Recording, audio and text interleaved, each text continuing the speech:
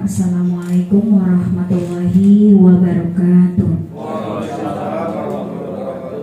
Selamat siang, salam sejahtera bagi kita semua. Yang terhormat Bapak Kepala Sekolah SDN Pegadungan 13 Pagi, yakni Bapak Muhammad Igin Solikin SPD. Yang terhormat Bapak Wakil Kepala Sekolah SDN Pegadungan 13 Pagi, Bapak Didi SPD. Yang terhormat Bapak Ibu Dewan Guru dan Staf TU SDN Pegadungan 13 Pagi.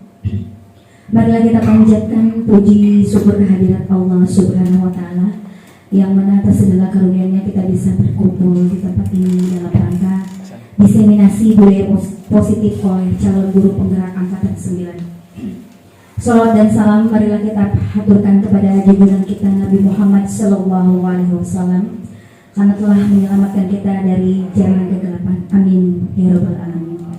Hadirin yang saya hormati, izinkan saya selaku pembawa acara membacakan susunan acara pada hari ini.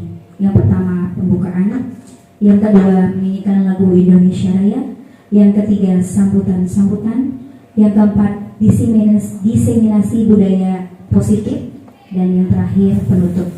Baik, kita buka acara kita ini dengan membacakan Bismillah bersama-sama. Bismillahirrahmanirrahim. Mereka ke acara selanjutnya, yaitu menyanyikan lagu Indonesia Raya yang akan dibawakan oleh Ibu Tisih Wijanarti. Kepadanya dipersilakan.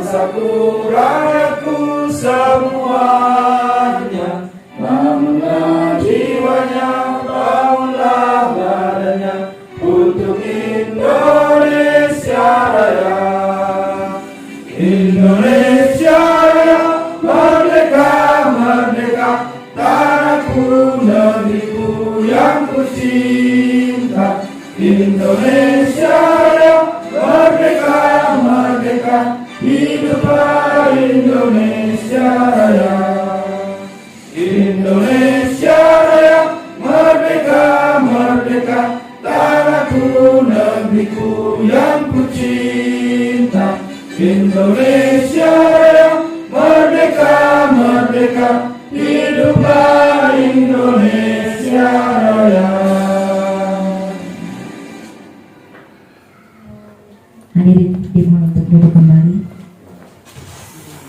Terima kasih kepada Ibu Tisih Wijanarti. Baik, acara selanjutnya yaitu sambutan yang pertama yang akan dibawakan oleh Bapak Muhammad Igin Solikin selaku Kepala Sekolah. Kepadanya dipersilakan. Terima kasih.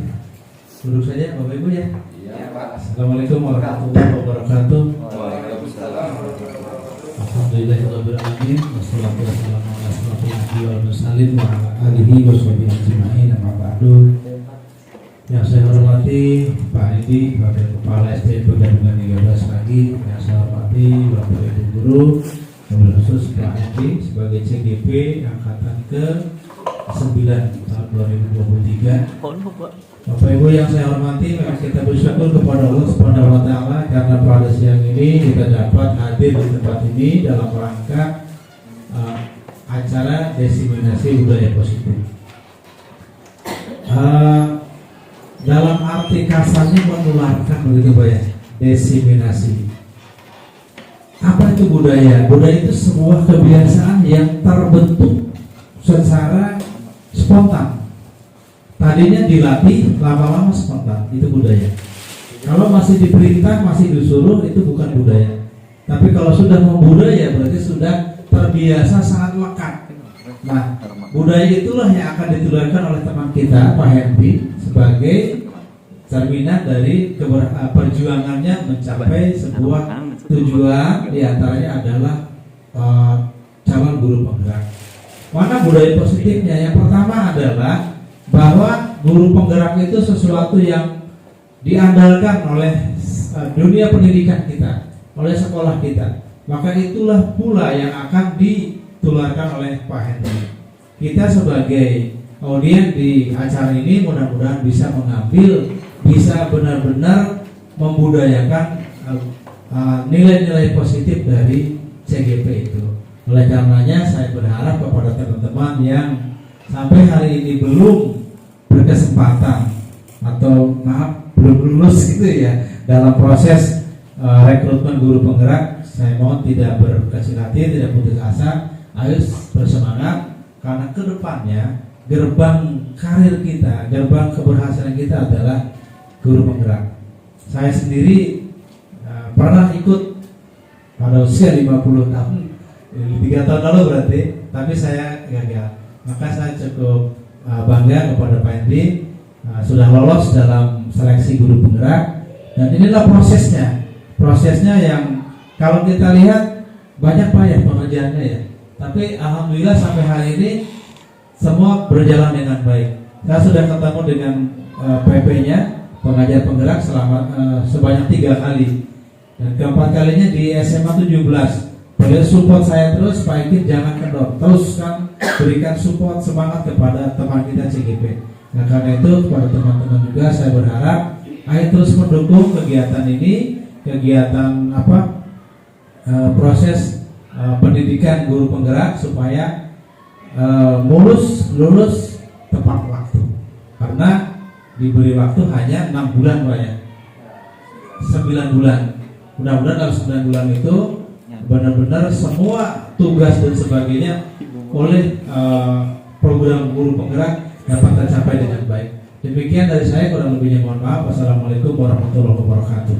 Waalaikumsalam. Wabarakatuh. Terima kasih Dr. Muhammad Ibn Solikin atas sambutannya. Baik, acara selanjutnya yaitu pemaparan diseminasi budaya positif yang akan disampaikan oleh calon guru penggerak angkatan 9 yakni Bapak Henry Hendrawan. Kepadanya dipersilakan.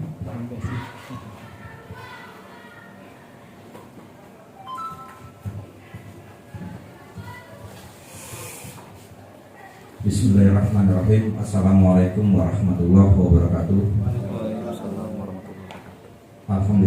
Alhamdulillahilladzi arsala rasulahu bil huda wa dinil haq liyudhhirahu 'ala dini kulli. Wassalatu wassalamu ala khairil khalqi wa ala alihi wa sahbihi wa junudi amma ba'du. Puji syukur kehadirat Allah Subhanahu wa taala yang telah memberikan kenikmatan kepada kita semua. Salah satunya nikmat iman, nikmat Islam, nikmat sehat walafiat, dan nikmat yang lainnya yang tidak bisa kita sebutkan satu persatu karena memang nikmat dari Allah Subhanahu wa taala, Tuhan yang Maha Esa begitu luar biasa banyaknya kepada kita semua. Salawat serta salam semoga Allah limpahkan kepada junjungan Nabi besar Muhammad SAW yang telah membawa kita selaku umatnya dari zaman kegelapan menuju zaman yang terang benderang. Ini yang saya hormati Kepala Sekolah SDN Pegadungan 13 Bapak Muhammad Ikin Sodikin yang telah memberikan support kepada saya pribadi dalam rangka melaksanakan atau mengikuti kegiatan pelatihan calon guru penggerak angkatan 9 di wilayah Kota Administrasi Jakarta Barat. Dan yang saya hormati pula rekan-rekan sejawat, Dewan Guru dan juga Tendik yang juga telah memberikan support dan juga dukungan kepada saya selama mengikuti kegiatan pelatihan calon guru penggerak ini. Sebelumnya saya mengucapkan terima kasih atas kehadiran Bapak Ibu sekalian yang sudah menyempatkan waktu di waktu istirahatnya, di waktu begitu panas dan masuk ke ruang guru yang begitu sejuk yang membuat kita mata kita agak begitu berat dan juga agak membuat kita berat untuk melakukan aktivitas yang lain, tetapi karena support dan dukungan dari Bapak Ibu sekalian menyempatkan waktu untuk mengikuti kegiatan yang merupakan salah satu program kegiatan yang wajib untuk saya laksanakan dan juga wajib untuk dihadiri oleh rekan sejawat di sekolah tempat saya bertugas. Di samping itu juga saya menyampaikan permohonan maaf yang sebesar-besarnya sebelum saya melangkah jauh, karena pada dasarnya waktu, tenaga, dan pikiran Bapak Ibu sekalian tersita oleh saya. Dan juga saya juga mohon maaf karena mungkin selama saya mengikuti kegiatan ini kontribusi saya, kinerja saya yang memang menurun drastis dari sebelumnya memang tidak baik, tetapi pada saat mengikuti kegiatan ini menurun drastis. Karena memang pada saat saya mengikuti kegiatan ini cukup memang menguras energi, tenaga, pikiran. Jadi andai kata saya datang ke sekolah juga mungkin sisa-sisa saya begadang hingga larut malam. Sekali lagi saya mohon maaf dan mudah-mudahan sesuai dengan apa yang disampaikan oleh kepala sekolah dan juga pesan moral kepada saya bahwa calon guru penggerak itu bukan sekedar mengikuti kegiatan saja, apalagi berpikir untuk jadi apa, tetapi berpikir bisa apa yang bisa saya implementasikan di sekolah tempat saya bertugas. Jadi saya tanamkan kepada diri saya untuk bukan untuk jadi apa, tetapi bisa apa yang saya peroleh dari kegiatan ini. Mudah-mudahan saya bisa mendiseminasikan, menularkan, dan juga kita berkolaborasi untuk memajukan sekolah kita yang kita cintai ini.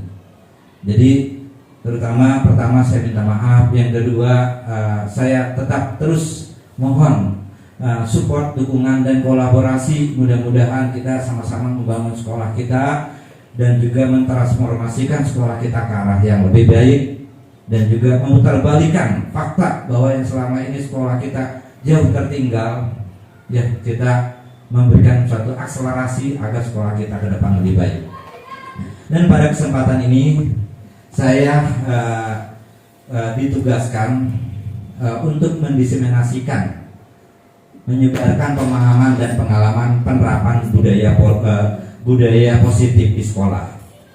Jadi pemahaman budaya positif ini berlaku kepada kita, kepada peserta didik, dan juga ke warga sekolah termasuk orang tua murid, di mana budaya positif itu salah satu modal penting untuk menggerakkan, untuk mentransformasikan sekolah ke arah yang lebih baik. Sekali lagi saya mohon maaf, mungkin materinya sedikit membosankan dan juga sangat kurang penjelasan saya. Sekali lagi saya mohon maaf.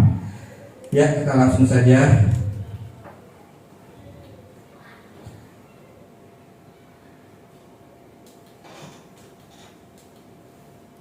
Ya, konsep utama budaya positif yang pertama yaitu perubahan paradigma belajar. Apa itu perubahan paradigma belajar yang terbaru yang nanti akan kita bahas? Ini poin-poinnya akan kita bahas. Yang kedua yaitu disiplin positif. Yang ketiga yaitu kebutuhan dasar manusia, dan yang keempat adalah motivasi perilaku manusia, dan selanjutnya posisi kontrol restitusi dan segitiga restitusi. Ya, terutama di poin ke-5 dan ke-6 ini yang katakan yang akan kita terapkan, yang akan kita praktekkan sebagai tenaga pendidik terhadap peserta didik maupun kepada orang tua murid sekalipun. Yang selanjutnya, baik, pembelajaran paradigma baru. Pembelajaran paradigma baru atau kurikulum merdeka merupakan pembelajaran yang berorientasi pada penguatan kompetensi, pengembangan karakter sesuai dengan dimensi profil pelajar Pancasila, di mana paradigma pembelajaran yang terbaru ini, kita selalu apapun yang kita lakukan berpusat kepada peserta didik, berorientasi kepada peserta didik. Jadi student center, bukan kita sebagai subjek, tetapi kita tempatkan, kita posisikan peserta didik sebagai subjek di dalam pembelajaran. Agar apa? Agar eksplorasi daripada potensi mereka itu mengalir dengan deras, dan kita hanya menuntun, mengarahkan, bukan menuntut. Nah, ini pemahaman filosofi pendidikan menurut Ki Hajar Dewantara. Yang selanjutnya yaitu makna disiplin. Kita sering menggunakan kata disiplin yang kita sampaikan kepada peserta didik. Nah, sekarang di mana makna disiplin itu yaitu berasal dari bahasa Latin, disiplin yang artinya belajar. Makna asal kata konotasi dengan disiplin diri dari murid-murid Socrates dan Plato. Disiplin dari membuat orang menggali potensinya menuju sebuah tujuan apa yang dia hargai. Jadi suatu nilai-nilai yang dia hargai dan dia implementasikan di dalam kehidupan dia sehari-hari yang bersumber dari nilai-nilai kebajikan. Yang selanjutnya, disiplin positif merupakan suatu cara penerapan disiplin tanpa kekerasan, tanpa ancaman, dalam praktiknya melibatkan komunikasi tentang perilaku yang efektif antara orang tua dan anak. Jadi, kalau disiplin bersifat klasikal, kita lebih bersifat menuntut, menekan, memaksa yang disertai dengan sanksi-sanksi. Ini pemahaman disiplin yang selama ini saya pribadi pahami. Ternyata tidak. Jadi disiplin positif di sini yaitu tidak menyertai dengan kekerasan, apalagi hukuman-hukuman. Seperti kita ketahui bersama, kita nyentil murid apalagi melakukan kekerasan sekarang ini sangat berisiko. Sebagai pendidik, tujuan kita adalah menciptakan anak memiliki disiplin diri sehingga mereka bisa berperilaku dengan mengacu pada nilai-nilai kebajikan universal. Jadi kebajikan universal itu yaitu nilai-nilai positif yang semua dataran, baik di belahan negara manapun, nilai kebajikan itu pada prinsipnya sama, yaitu ingin dihargai, ingin dikasihi atau disayangi antar individu. Yang selanjutnya, disiplin positif. Teori kontrol menurut Dr. William Glasser, bahwa di sini kita perhatikan teori kontrol, Anda tidak bisa mengontrol orang lain, hanya Anda yang bisa mengontrol diri Anda. Jadi secara prinsip bahwa kita tidak mampu mengontrol orang lain. Walaupun kita kontrol, mungkin hanya di depan kita saja, di belakang kita mereka akan kembali sedia kala. Ya, intinya hukuman, konsekuensi itu sifatnya sementara, tetapi bukan atas dasar lahir atas kesadaran diri dia sendiri. Yaitu teori motivasi di sini untuk menghindari hukuman, terus untuk mendapatkan imbalan. Ini motivasi ekstrinsik. Dan di sekolah kita upayakan motivasi ekstrinsik ini kita kurangi dan bahkan tidak perlu. Kenapa? Karena tadi akan, kalau kita disertai dengan apresiatif atau menghargai, berikan hadiah-hadiah, itu nanti pada dasarnya bersifat semu dan dampaknya pun negatif bagi yang mendapat penghargaan dan juga bagi yang tidak dapat penghargaan. Nah, yang selanjutnya, motivasi intrinsik, yaitu untuk menghargai diri sendiri, nilai-nilai kebajikan dan keyakinan kelas. Jadi di sini perlu digarisbawahi bahwa dalam penerapan pembelajaran kita lebih menekankan menumbuhkan motivasi intrinsik pada peserta didik, bukan memberikan penghargaan, memberikan imbalan atau memberikan hukuman untuk membentuk satu karakter yang namanya disiplin positif. Kenapa? Kalau tadi yang seperti saya sampaikan, kalau atas dasar hukuman mungkin pada saat itu saja berubah, atas dasar keterpaksaan. Tetapi kalau atas dasar motivasi intrinsik, dia menumbuhkan rasa kesadaran atas dasar nilai kebajikan. Memang tidak mudah menumbuhkan kesadaran pada peserta didik. Pada orang dewasa juga sulit, tetapi ini yang kita upayakan. Dan kita sebagai posisi kontrol di sini yaitu kalau motivasi intrinsik sebagai penghukum, ya sebagai penghukum. Guru kalau sebagai penghukum pasti ada kesan pada murid, wah ada Bapak Henry yang suka menghukum, dia ada rasa takut. Tetapi takut hanya di depan, tetapi dia tidak menumbuhkan nilai-nilai yang positif di belakang saya. Terus membuat rasa bersalah.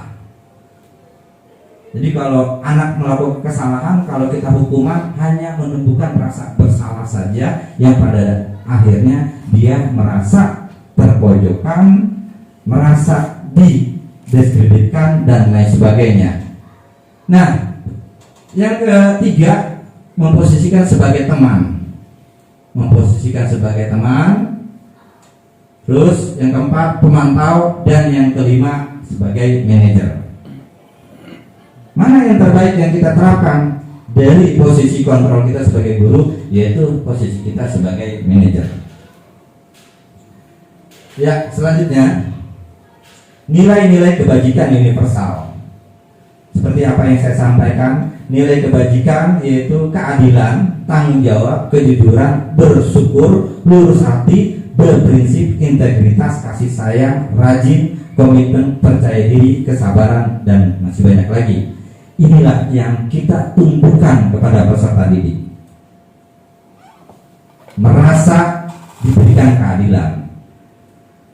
Terus menumbuhkan tanggung jawab, kejujuran, bersyukur. Ini nilai-nilai kebajikan yang berlaku di semua negara belahan manapun, khususnya di negara kita. Bagaimanakah konsep tentang perilaku manusia? Perilaku manusia pada hakikatnya adalah tindakan atau aktivitas dari manusia, baik yang diamati maupun tidak diamati. Jadi perilaku manusia itu sebenarnya bukan hanya di depan atau berdasarkan pengamatan kita saja, melainkan tidak atas dasar pengamatan kita pun itu sudah masuk kategori perilaku manusia. Teori motivasi perilaku manusia yaitu menurut Jan Gerson untuk menghindari ketidaknyamanan atau hukuman, untuk mendapatkan imbalan atau penghargaan dari orang lain, untuk menjadi orang yang mereka inginkan. Nah, pada dasarnya kita selaku manusia memiliki 3 motivasi. Kita berada di mana? Apakah hanya untuk menghindari ketidaknyamanan atau mendapatkan hukuman, atau untuk mendapat imbalan, atau yang terakhir untuk menjadi orang yang mereka inginkan dan menghargai diri sendiri dengan nilai-nilai yang mereka percaya. Ya, kalau misalnya tadi siswa datang terlambat, datang tepat waktu, motivasinya menghindari hukuman. Apakah kita masuk siswa kita masih poin di sini? Atau yang kedua, apakah datang untuk mendapatkan imbalan atau penghargaan sebagai siswa yang rajin? Yang ketiga, apakah datang tepat waktu untuk memang itu yang mereka inginkan atas dasar menghargai diri sendiri? Ya, pakai sampel tadi siswa. Begitu pula kita posisinya ada di mana? Datang tepat waktu, takut hukuman. Yang kedua, ingin mendapat penghargaan. Yang ketiga, atas dasar kesadaran diri kita. Ini adalah motivasi perilaku manusia. Yang selanjutnya yaitu kebutuhan dasar manusia secara garis besar itu ada 5, yaitu yang pertama bertahan hidup, yang kedua penguasaan, kesenangan, kasih sayang, dan rasa ingin diterima, lanjutnya kebebasan.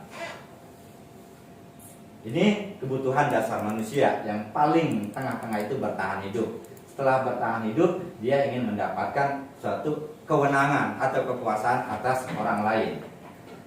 Yang ketiga yaitu mendapatkan kesenangan. Yang keempat, kasih sayang dapat diterima oleh orang lain. Dan yang terakhir, mendapatkan kebebasan. Ini adalah kebutuhan dasar manusia. Yang selanjutnya, konsep disiplin dengan identitas gagal. Dengan identitas gagal, yaitu hukuman. Pertama, menyakitkan. Kedua, tidak nyaman. Tiga, peserta didik takut. Empat, memaksa. Yang kelima, murid menyembunyikan kesalahan. 6, murid menjadi rendah diri. Nah, itu hukuman. Hukuman saja dampaknya tidak baik. Makanya kita hindari untuk memberikan hukuman. Bagaimana caranya? Nanti materi selanjutnya, apabila anak bermasalah, kita menangani seperti apa. Dan selanjutnya, siswa yang baik, kita berikan penghargaan. Ini merupakan salah satu juga konsep disiplin dengan identitas gagal. Kenapa? Dengan memberikan penghargaan ini tidak efektif. Kenapa tidak efektif?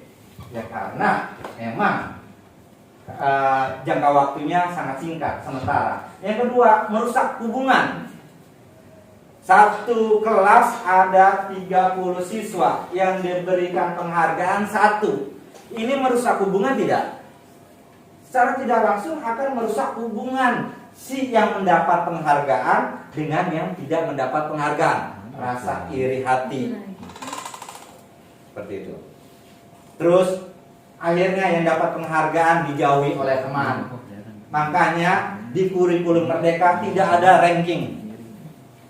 Oleh karena itu kita evaluasi. Setiap semester kita kasih sertifikat penghargaan. Ternyata itu dampaknya tidak baik buat siswa. Dan bahkan antar orang tua jadi marahan. Kok anak saya nilainya bagus nggak dapat ranking? Kenapa? Karena kita sudah melakukan satu konsep disiplin dengan identitas yang gagal. Jadi kalau mau kita apresiasi, kasih hadiah semua. Yang kedua, mematikan kreativitas. Jadi kalau kita memberikan penghargaan kepada siswa, secara tidak langsung kita mematikan kreativitas siswa. Kenapa? Khawatir tanpa ada reward, tanpa ada hadiah, dia stuck, berhenti untuk berkreatif. Seperti itu. Selanjutnya, menghukum dengan sistem ranking. Tadi sudah saya sampaikan. Dan merampas hak dalam menghargai dirinya. Maksudnya apa? Kadangkala kita kasih hadiah, nilainya nggak seberapa, itu kita nilai cuma misalnya buku 2 lembar, yang pada akhirnya secara tidak langsung kita merampas hak untuk menghargai diri si peserta didik. Pak, bagaimana itu kalau misalnya acara-acara di televisi dapat hadiah? Itu bukan konsep pendidikan. Kalau konsep pendidikan, kita bangun motivasi dari dalam siswa, bukan kita memberikan satu hadiah dan lain sebagainya. Ya, Pak, bagaimana kalau misalnya siswa bisa menjawab soal, apakah kita beri aplaus, tepuk tangan dan lain sebagainya? Nah, ini satu dilematis. Satu sisi ingin memberikan motivasi, tetapi dampaknya seperti ini. Kenapa? Kita mungkin tidak memperhatikan. Misalnya, Ahmad, bisa tidak? Nah, dia jawab bisa, tepuk tangan. Akhirnya apa? Si Budi, si Ahmad. Akhirnya merusak hubungan antara si Budi dan si Ahmad.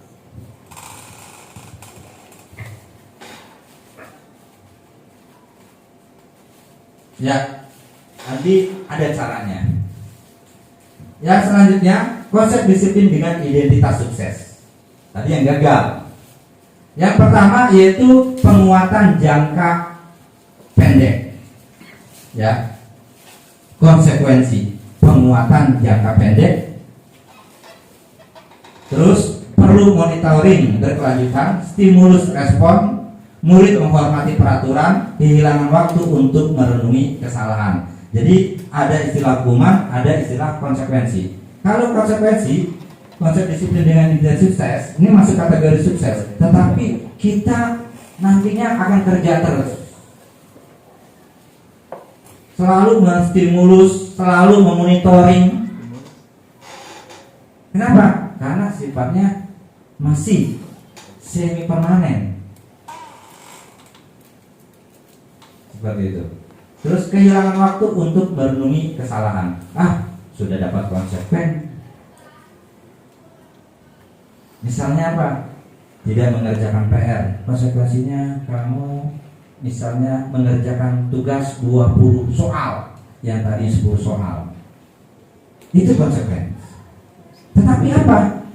Nantinya proses dia perenungan diri ini yang dia tinggalkan. Kenapa? Yang penting saya sudah menerima konsekuensinya, ngerjain soal 20. Tetapi dia tidak berpikir kepada diri dia, kira-kira apa yang saya lakukan benar atau tidak. Yang selanjutnya restitusi. Dan ini yang menjadi proyek di sekolah terhadap diri kita. Ya, kalau misalnya mohon maaf, pimpinan terhadap bawahannya, guru terhadap siswanya, guru terhadap orang tua, ini yang kita terapkan. Yang pertama, murid. Nah, ini kita sampel murid bertanggung jawab atas perilakunya. Ini kalau kita konsep disiplin dengan identitas sukses. Jadi dasarnya murid tanggung jawab, dia untuk melakukan sesuatu. Yang kedua, fokus pada pemecahan masalah jangka panjang. Jadi kalau ada masalah, yang paling terpenting adalah memecahkan masalah. Yang ketiga, murid menghormati dirinya dan orang lain. Nah, ini kita bangun.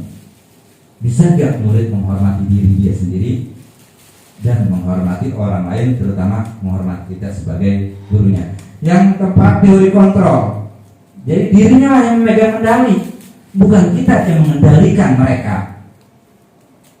Jadi kalau misalnya siswa sudah seperti ini, insya Allah kita nggak terlalu capek nangannya. Sebentar-bentar ada siswa drama, nangis massal dan lain sebagainya, seolah-olah masalahnya luar biasa besarnya. Nah, ini memang tidak mudah, tetapi paling tidak kita berusaha sekian persen saja untuk menerapkannya. Dan yang terakhir, murid semangat memperbaiki kesalahan. Kenapa? Kalau murid melakukan kesalahan, penanganannya tepat sasaran, pada akhirnya dia semangat untuk memperbaiki kesalahannya ke arah yang benar, tidak terpojokkan. Baik, kita ini dulu ya, es breaking.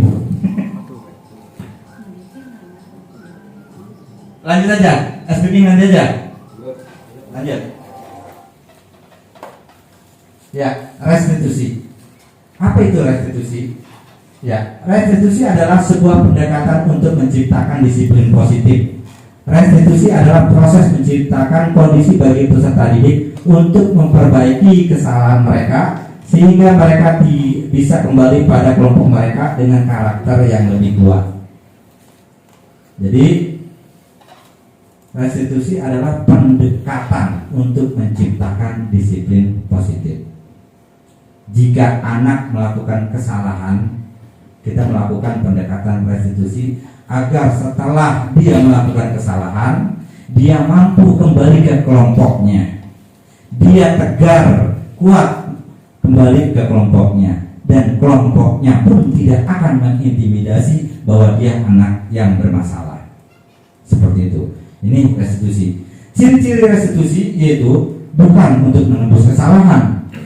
Jadi kalau anak melakukan kesalahan, jangan kita tuntut untuk menebus kesalahan, namun belajar untuk dari kesalahan. Yang kedua, memperbaiki hubungan. Hubungan dengan apa? Misalnya siswa tidak mengerjakan tugas, kita lakukan restitusi. Jangan sampai kalau kita memberikan hukuman, pada akhirnya hubungan anak dengan kita renggang. Tetapi bagaimana anak walaupun melakukan kesalahan, kita temukan kita arahkan untuk menjadi lebih baik, hubungan dengan kita sebagai gurunya tetap baik. Yang ketiga, tawaran bukan paksaan.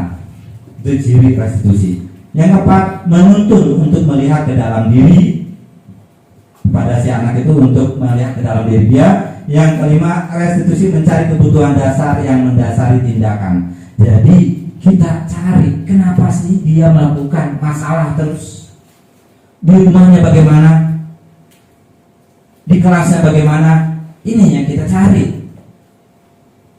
Apa tadi kebutuhan dasar, Ibu Faren? Kebutuhan dasar manusia apa saja tadi? Salah satunya.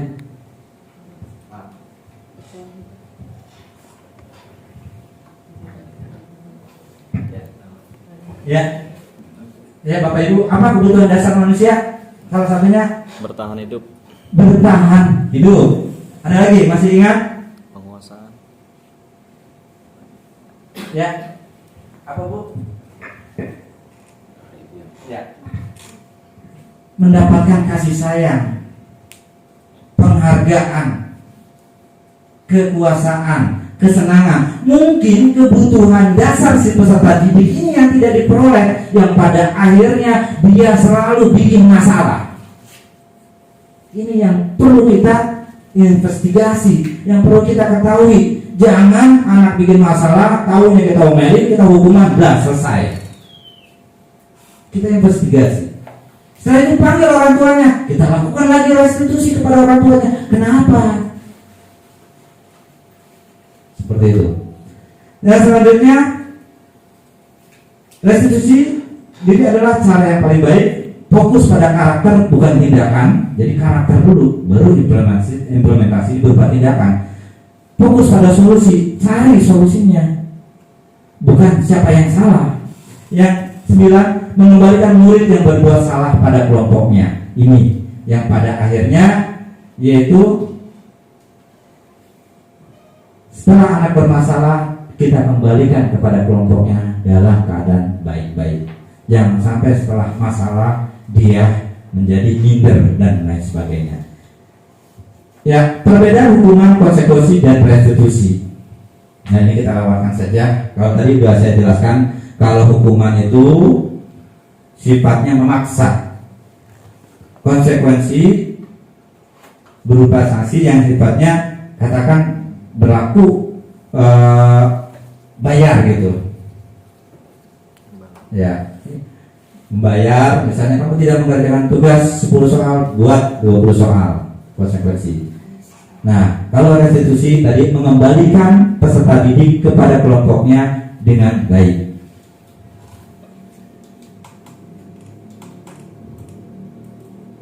Ya, ini kita lewatin saja. Nah, di sini posisi kontrol.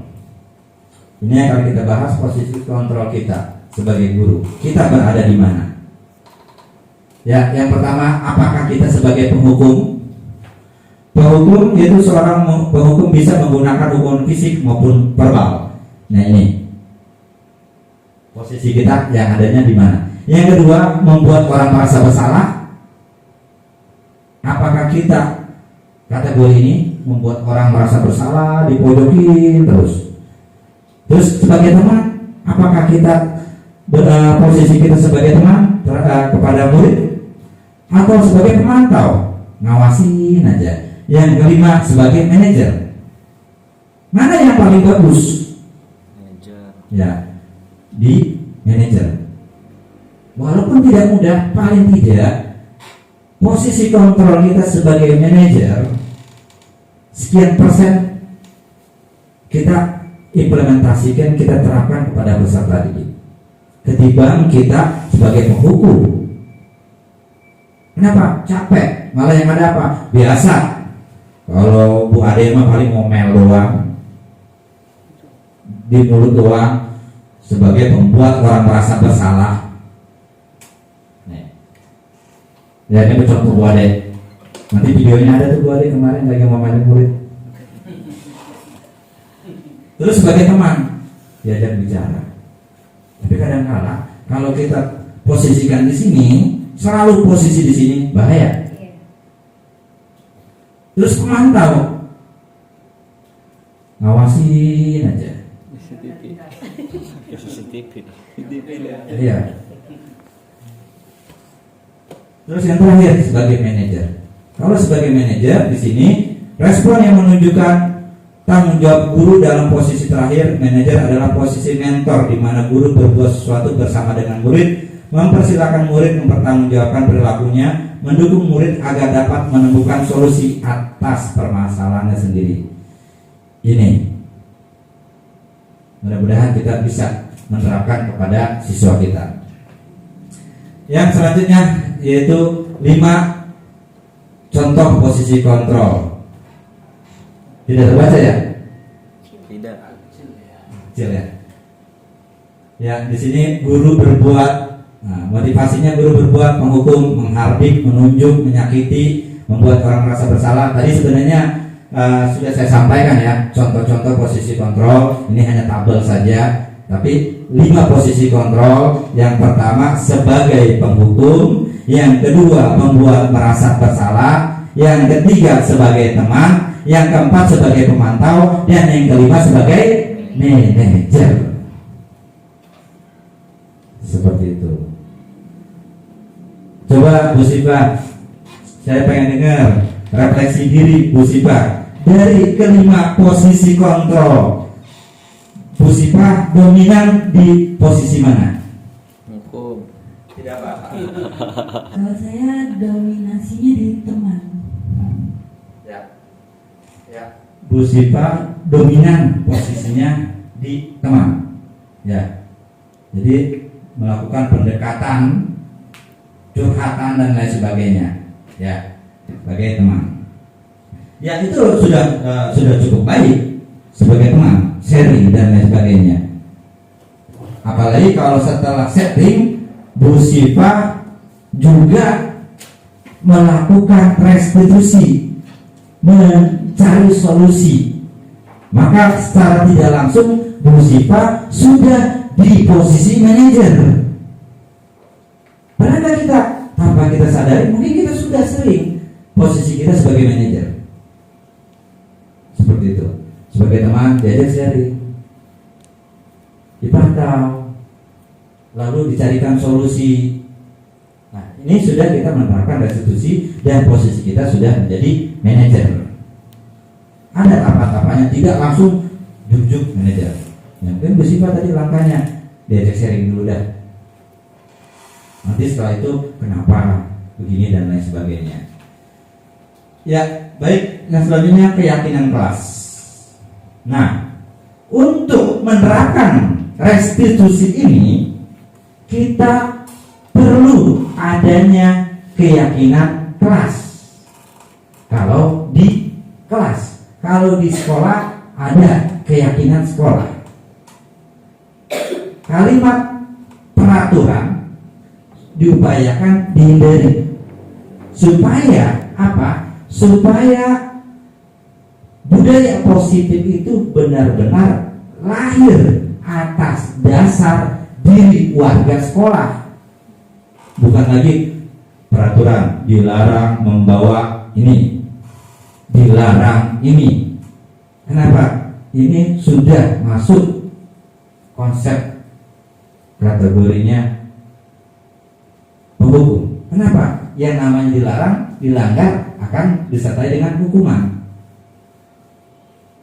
Jadi mohon izin kepada Bapak, mungkin peraturan yang kalimat-kalimat yang ada di sekolah kita hindari menggunakan kata dilarang. Tetapi apa? Kita menghindari kata dilarang, kita gunakan keyakinan dengan catatan keyakinan ini harus tumbuh atau terlahir dari warga sekolah itu sendiri. Bukan semata-mata kita konsep kita berikan kepada warga sekolah, ini laksanakan. Itu bukan keyakinan lagi, sudah menjadi peraturan.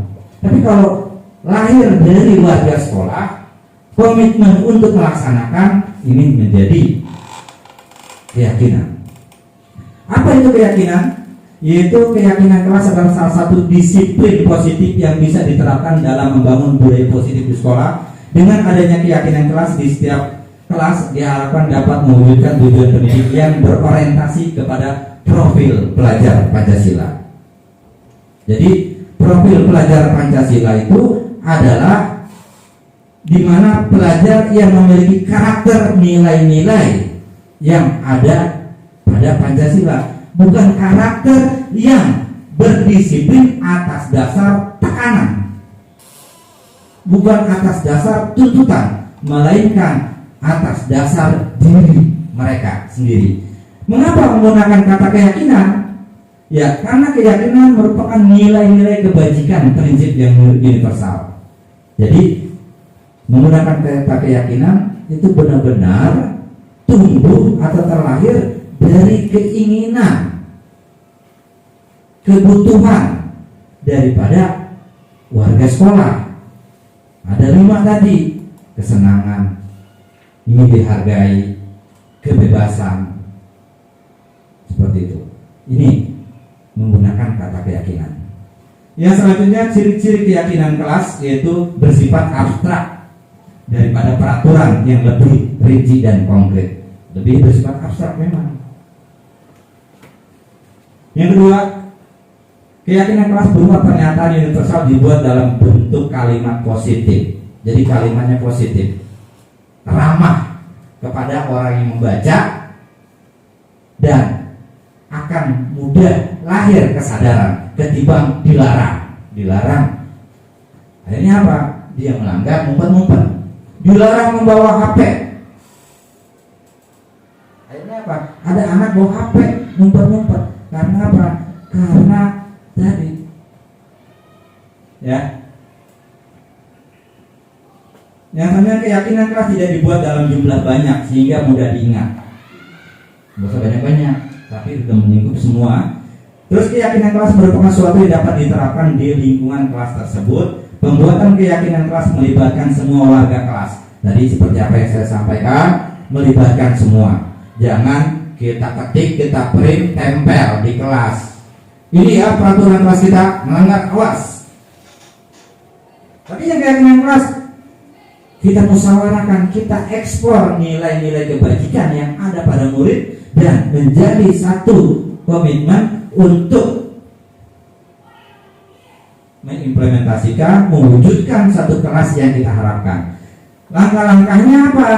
Tadi saya sudah sampaikan, yaitu menulis keyakinan yang mereka inginkan. Mereka dia tulis. Ya, kayak kemarin tuh waktu diskusi sticky note. Nah, Bapak Ibu yang menulis. Ya, sama-sama kita laksanakan. Mengulas keyakinan telah tertulis. Memilah keyakinan kelas yang penting, mengubah keyakinan kelas menjadi kalimat positif, mengecek dan menyepakati keyakinan kelas. Ya, ini tadi secara teknisnya. Nanti ya bisa kita bahas kalau kita ingin terapkan di sekolah. Di diskusi kecil kita. Yang selanjutnya, segitiga restitusi. Segitiga restitusi adalah proses menciptakan kondisi bagi peserta didik untuk memperbaiki kesalahan mereka sehingga mereka bisa kembali pada kelompok mereka dengan karakter yang lebih kuat. Ya, selanjutnya, nah di sini menstabilkan identitas. Apa itu menstabilkan identitas? Dari segitiga restitusi. Jadi kalau misalnya ada anak punya masalah, kita stabilkan identitas mereka. Jangan datang-datang sedangkan kita belum memasuki fase menstabilkan identitas si anak tersebut. Yang kedua, validasi tindakan yang salah. Si anak kita stabilkan identitas dia dulu, baru menemukan permasalahannya. Yang selanjutnya yaitu menanyakan keyakinan yang sudah disepakati. Ini tahapan-tahapannya. Ya, menstabilkan identitas maksudnya apa?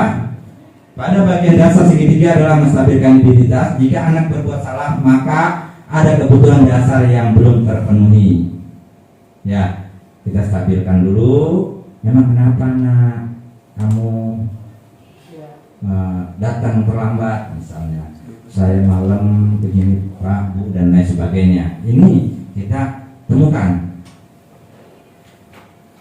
Ya, yang selanjutnya yaitu validasi tindakan yang salah, yaitu memahami kebutuhan dasar yang mendasari tindakan anak berbuat kesalahan. Jadi kita memahami kebutuhan dasar, tadi kebutuhan dasar manusia. Yang selanjutnya menanyakan keyakinan kira-kira sesuai tidak dengan keyakinan kelas kita, bukan seperti itu. Ya, saya ambil satu kasus yang terjadi dan memang ini settingan, tapi ini contoh. Helena tidak terima hasil pekerjaannya dicontek oleh Ajwa. Ia marah dan tidak dapat menahan emosinya. Ini salah satu katakan saya buat skenario drama anak punya masalah dan penanganan seperti apa.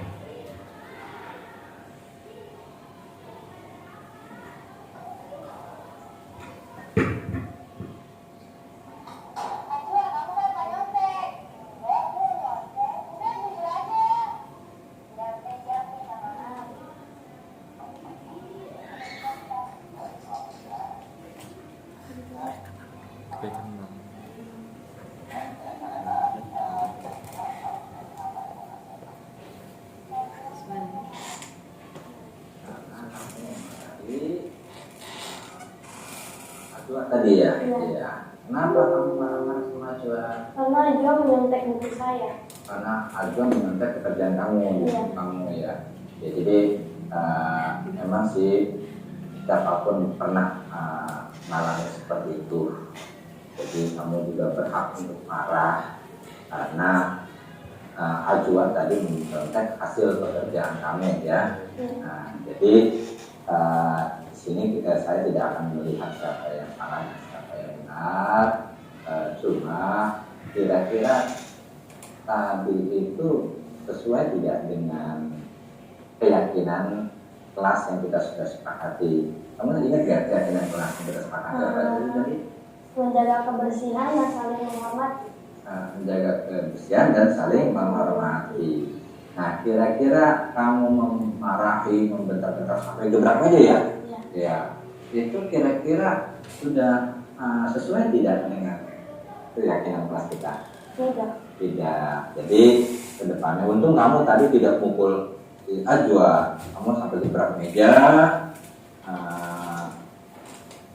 Jadi hal ini jangan sampai kita ulangi lagi. Ya, saya memahami kenapa kamu marah.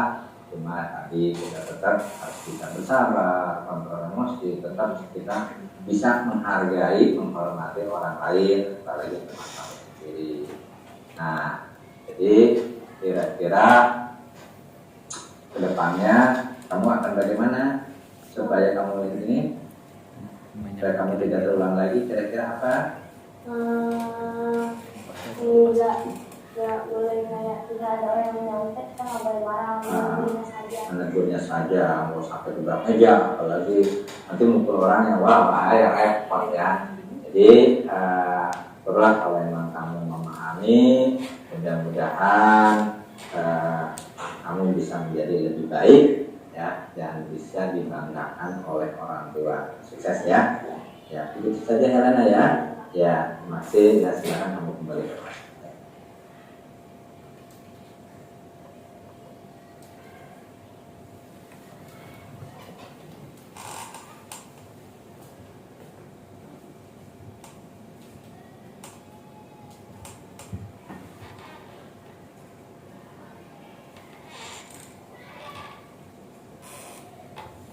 Ya, baik Bapak Ibu sekalian, tadi satu drama singkat. Di situ langkah-langkah restitusi kasus yang pertama yaitu menstabilkan identitas. Mana sih yang menstabilkan identitas? Sini. Memang siapapun pernah mengalami seperti itu, dan kamu juga berhak untuk marah karena Ajwa mencontek hasil pekerjaan kamu. Ini kalimat ini ya sudah merupakan menstabilkan identitas, tidak langsung menyudutkan, melainkan siapapun pernah mengalami seperti itu. Jadi maksudnya apa? Bahwa pada dasarnya manusia pernah melakukan kesalahan, pernah mengalami hal seperti itu. Jangan seolah-olah kita menghakimi siswa kita ini seperti malaikat.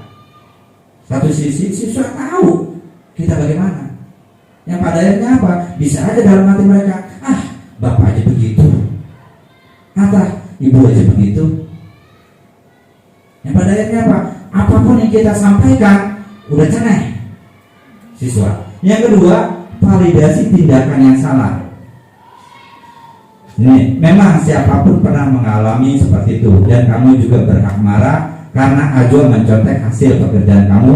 Baik, di sini saya tidak melihat siapa yang salah dan siapa yang benar. Cuma tadi itu sesuai tidak dengan keyakinan kelas. Nah, validasi tindakan, kira-kira tindakan itu sesuai atau tidak dengan keyakinan kelas? Bukan peraturan kelas. Keyakinan kelas tadi kan dibangun bersumber dari mereka. Pendapat mereka, kelas yang baik adalah kelas yang seperti ini. Nah, kita arahkan validasi tindakan itu kira-kira sesuai tidak dengan keyakinan kelas yang mereka buat sendiri. Yang terakhir, menanyakan keyakinan. Kamu ingat tidak keyakinan yang kita sepakati? Menanyakan keyakinan. Setelah itu dijawab, menjaga kebersihan dan saling menghormati. Nah, dari cuplikan tadi baru kita ulas lagi. Jadi langkah-langkah restitusi. Ya, kasus kedua, siswa yang datang terlambat. Kalau tadi kan siswa yang dicontek marah, dia reaktif. Salahnya tuh kesalahannya reaktif. Nah, ini kesalahannya dibilang reaktif enggak, karena memang ada kebiasaan yang tidak baik. Ya, kita perhatikan dulu.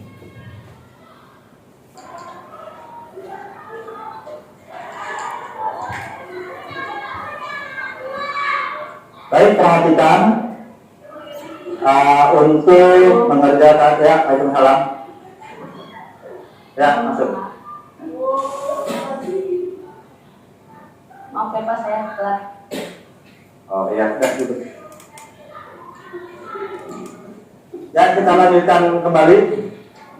Ya, masuk. Assalamualaikum Pak. Waalaikumsalam warahmatullahi wabarakatuh. Ya, duduk siswa. Iya. Siswa tahu tidak kira-kira kenapa saya panggil datang ke ruangan saya? Tahu Pak, karena saya datang terlambat. Karena kamu datang terlambat.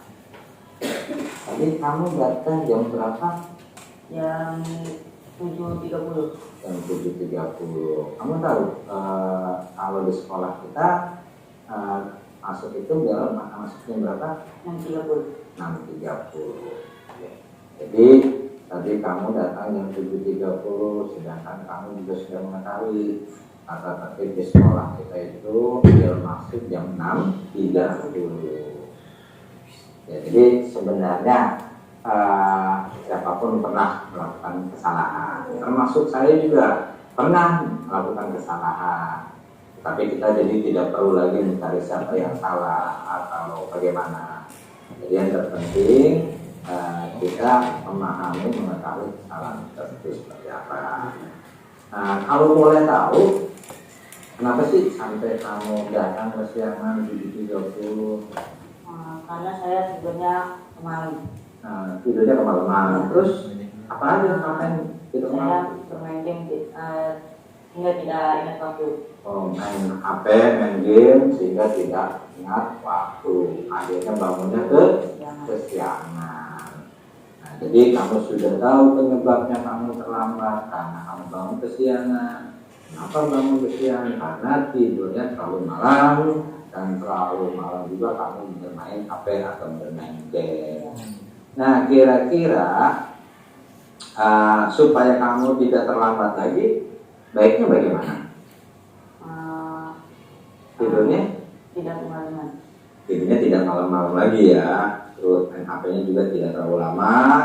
Terus bangunnya harus pagi. Supaya bangun harus pagi, kira-kira kamu ada ini gak pasang jam alarm? Pasang ya? Pasang. Iya, jadi pasang jam alarmnya supaya kamu tidak bangun kesiangan dan tidak terlambat datang ke sekolah. Ya, jadi kalau kamu datang ke sekolah terlambat, kamu sudah tidak sesuai dengan keyakinan kesepakatan kelas kita. Apa? Menjaga kebersihan dan mandiri. Jaga kebersihan diri dan juga datang tepat waktu. tepat waktu ya. Jadi mulai kapan kamu akan berubah nih? Tidak terlambat lagi. Mulai hari ini ya. Baik. Mudah-mudahan kamu bisa menjadi lebih baik dan kamu menjadi siswa. Ya, langsung saja langkah-langkah restitusi dari kasus kedua. Ya, di sini menstabilkan identitas. Siapapun pernah melakukan kesalahan, termasuk saya juga pernah melakukan kesalahan. Tapi kita tidak perlu lagi mencari siapa yang salah. Maksudnya apa? Kembali lagi, kita tidak pojokkan anak. Kita tetap jalin hubungan yang baik terhadap anak. Selanjutnya validasi tindakan. Yang salah apa? Siswa tahu tidak kenapa kira-kira saya panggil ke ruangan saya? Ini validasi tindakan yang salah. Nah, dia menjawab, tahu Pak, karena saya datang terlambat. Jadi kesalahan mereka yang mengatakan, mereka yang mengungkapkan, tahu Pak, karena saya datang terlambat. Ini validasi tindakan yang salah. Yang selanjutnya menanyakan keyakinan. Keyakinan kelas kita, kamu masih ingat? Masih Pak, yaitu menjaga kebersihan, mandiri, dan datang tepat waktu. Nah, dari sini si anak sudah memahami apa tindakannya yang memang tidak sesuai dengan keyakinan kelas. Dan kita tadi di akhir percakapan, kapan kamu akan berubah? Jadi bukan tidak menggunakan kalimat besok jangan begitu lagi ya. Seperti itu. Kalau besok jangan begitu lagi, ada kata jangan, ini udah masuk kategori penekanan. Tetapi kapan kamu mau berubah? Besok Pak atau hari ini Pak? Datangnya dari diri mereka sendiri. Seperti itu. Itulah langkah restitusi. Ya. Halo, Ini assalamualaikum untuk semua. Ya, lanjut aja. Assalamualaikum warahmatullahi. Ya, kesimpulan. Ya, kita masuk kepada kesimpulan. Melalui penanganan kasus yang dilakukan guru dengan menggunakan pendekatan segitiga restitusi, diharapkan guru dapat menempatkan posisinya sebagai manajer dengan mengajukan pertanyaan-pertanyaan bermakna yang membuat murid menjadi mandiri, percaya diri, dan bertanggung jawab serta dapat menemukan solusi permasalahannya. Dari percakapan video tadi, si anak dia yang menentukan apa kesalahannya, mereka yang menjawab, dan mereka menjawab akan berubahnya kapan, seperti itu. Dan juga secara tidak langsung kita arahkan untuk mandiri. Mandirinya apa? Maksudnya apa? Belajar dari kesalahan sendiri, dia rubah tanpa harus kita kontrol, tanpa harus kita berikan tekanan atau berikan hukuman, tetapi dia mandiri memperbaiki diri kita sendiri. Seperti itu. Ya. Demikian apa yang sudah saya sampaikan mengenai diseminasi budaya positif di sekolah. Mungkin ada yang ingin ditanyakan atau ada yang ingin diberikan masukan, dengan senang hati dipersilakan. Ada Bapak Ibu? Silakan penambahan atau saran atau kritik boleh. Ya. Atau kita diskusi saja. Nah, kira-kira bagaimana? Ada? Ibu Pupu?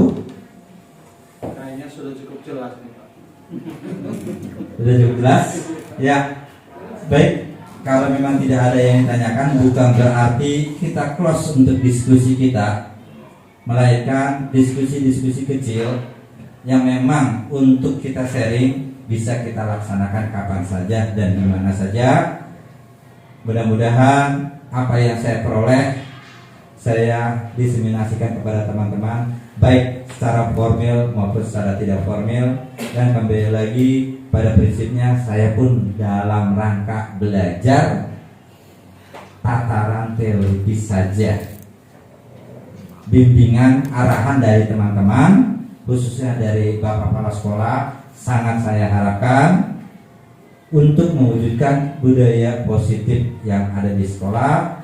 Dan pribadi saya mudah-mudahan saya bisa lebih bersinergi lagi pada teman-teman untuk ke arah yang lebih baik. Itu saja yang bisa saya sampaikan. Bila taufiq wal hidayah. Wassalamualaikum warahmatullahi wabarakatuh. Waalaikumsalam warahmatullahi wabarakatuh.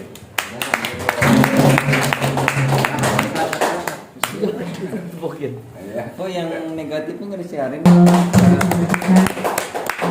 Penjelasannya sangat luar biasa ya, terima kasih dan mendapatkan ilmu baru lagi dari diseminasi budaya positif yang dipaparkan oleh calon guru penggerak angkatan 9. Baik, demikian acara pada hari ini. Semoga acara kita bermanfaat dan membawa berkah serta hikmah. Amin ya rabbal alamin. Kurang lebihnya saya mohon maaf. Sebelumnya kita tutup acara kita dengan membacakan hamdalah bersama-sama. Alhamdulillahirabbil alamin. Wassalamualaikum warahmatullahi wabarakatuh. Waalaikumsalam warahmatullahi wabarakatuh.